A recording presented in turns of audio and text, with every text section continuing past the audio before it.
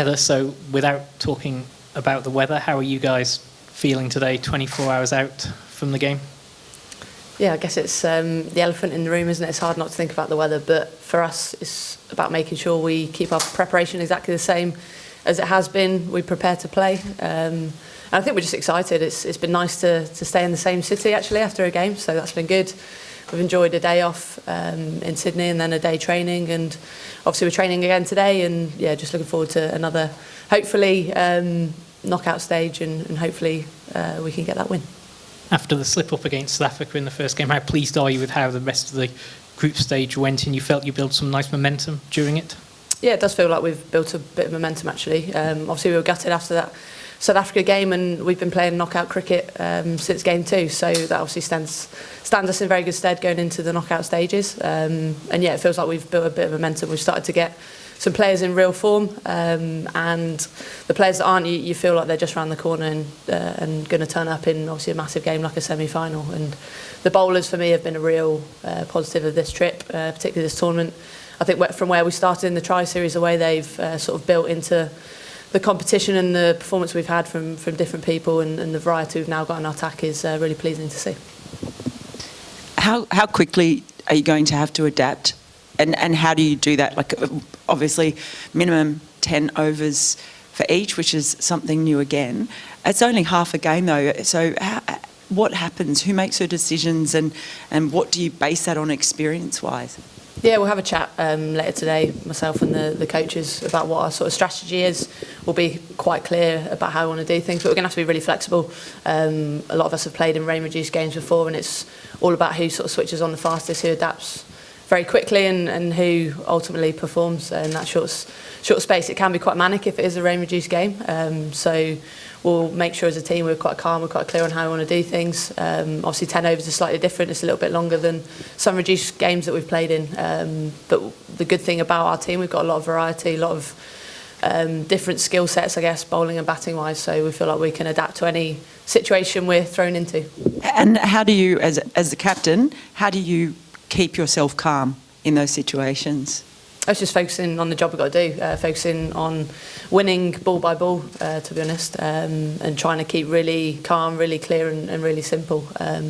Luckily as a group we've got a lot of experience in knockout games where we've had to be calm, we've had to deal with pressure, we've had to deal with close games and unexpected things, so we've got a lot of experience of that in the group, and we'll be obviously trying to draw on that tomorrow.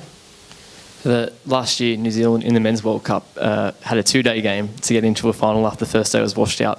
You won't be afforded the same opportunity in a Women's 2020 World Cup tomorrow. How do you feel about that? Yeah, look, it's obviously frustrating. I don't know what the plans are, if there's any contingency. It doesn't sound like it. It would be nice if we could maybe play in Sydney, or I don't know if obviously that's feasible, probably not. But look, it is what it is. There's nothing we can do about it. The reserve day, it would be useful to have obviously in this situation, and it's a shame for the tournament as a general, because it's been a great tournament, and if both semi-finals are lost, it'll be a real sort of sad time for the tournament. Obviously we'd be gutted if that did happen, but I guess it's our own fault for losing that game against South Africa. We didn't top our group, and we've only got ourselves to blame, I guess, if that does happen. Do you find it confusing though that like some ICC World Cups do have reserve days for semi-finals, but seemingly this one doesn't? Yeah, I guess it's the same for the men's T20 World Cup, isn't it? We did check that this morning. It is what it is. It is strange. It's obviously going to be a shame if it does happen, and I'm sure there'll be a lot of pressure on the ICC to change that. Do you worry about your batting lineup and any particular over-dependence on a couple of players, yourself being one of them, that you've had so far in the group games? No, not really. I think obviously myself and Nat have been in really good form, which has been great. But I've sort of sensed a little bit of change in some of the players. I think Danny White's one innings away from absolutely winning the game for us. There's some really good signs for her in that game. Obviously the change at the top of the order didn't quite work, but how good was Amy Jones at the back end? I was really proud of her, actually, the character she showed to obviously taking the disappointment of losing that opening spot and dropping down the order, and to come out and play like she did and get us to a very good score on that wicket was outstanding from her, and she showed the class that she has and why she's a key member of this team. And just on India, you obviously played them at this stage a couple of years ago. Are they different prospects now than what they were in 2018? I think a little bit, yeah. They've obviously got a few new players. They're a very strong team. They've shown that in this tournament.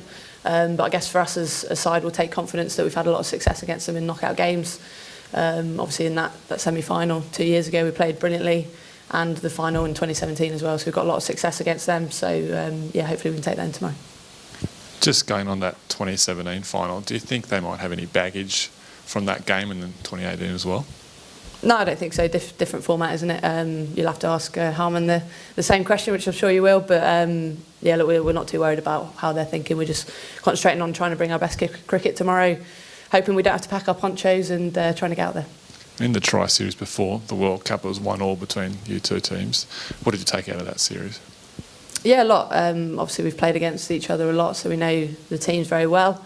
We know sort of tactically our sort of plans and their plans. So I think we beat them, obviously, which is a good sign. And the game we lost, we were a little bit off the pace and we didn't bring our best game. So we can take confidence from that. So yeah, it's two teams that know each other well that are desperate to get to that final. So I think if we do get on, it'll be a great game. Have you done anything different to prepare for Poonam Yadav? Yeah, we've obviously practiced it a lot. I thought in the last T20 World Cup we played her outstandingly, and that was due to the preparation we did in the few days before. So yeah, we obviously haven't got Ali Maiden anymore, who bowls brilliant leg spin, but we've got a few coaches that have bowled it brilliantly and been really clear on how we're going to do things against her, because she's obviously a massive threat for them. She's an improved bowler as well since the last World Cup. So I think for us to be successful, we're going to have to play not just her but all their spinners really well. That's going to be really key in the game. What's been the key to Nat's form at 3 and how well she's taken to that newish role for her? I think for her it's realising batting in the power plays is something a little bit different for her, but realising that she scores so well through hitting through the field, not in the air as well. I think it's been quite a key learning for her. I think previously when she's gone in the power play, she's felt like she's had to go mad and gone a bit too high risk. So I think in this World Cup she's been accepting that she might have a few more dots in the power play, but she's going to catch up the way she plays. She's a phenomenal striker of the ball, and has been very calm as well. She just trusts her game, and I think she's enjoying having a few more balls to face as well, which has been nice. So yeah, I'm really pleased with how Nat's gone. We obviously put her into that 3 role a little bit in Malaysia, and it's quite a new role for her, but she's taken it all in her stride. And just, sorry, you opened with Tammy in the last game, and there'd obviously been a lot of discussion about the batting order and where she was batting. Do you think you'd be likely to stick with that? It obviously didn't work out for her that time, but Amy did pretty well coming down the order. Yeah, we're not one to chop and change after one innings. Cricket's the game where sometimes you have bad runs or you have a bad score in one game and you can win the game the next day. So look, we'll have to look at the weather a little bit. Obviously that might play a part, but yeah, we're not one to chop and change.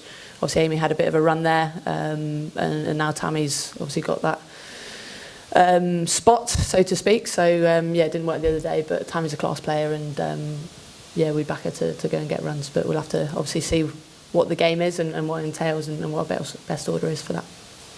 You mentioned Amy and how it was really clear to see how much better she played lower down the order. She reacted brilliantly there. How did she react sort of in training? And from what I imagine was a pretty tough discussion to say, you know, we want you to move a bit further down the order. Yeah, she was great. She understood. I think she was just disappointed that she hadn't been able to sort of nail down that spot and perform. She's been outstanding in the opening position, the way she played in the Big Bash and leading up to the Big Bash as well with the tours in Malaysia and obviously playing against Sri Lanka early in the year. She was outstanding. So I think for her it's just working out how she gets that consistency back.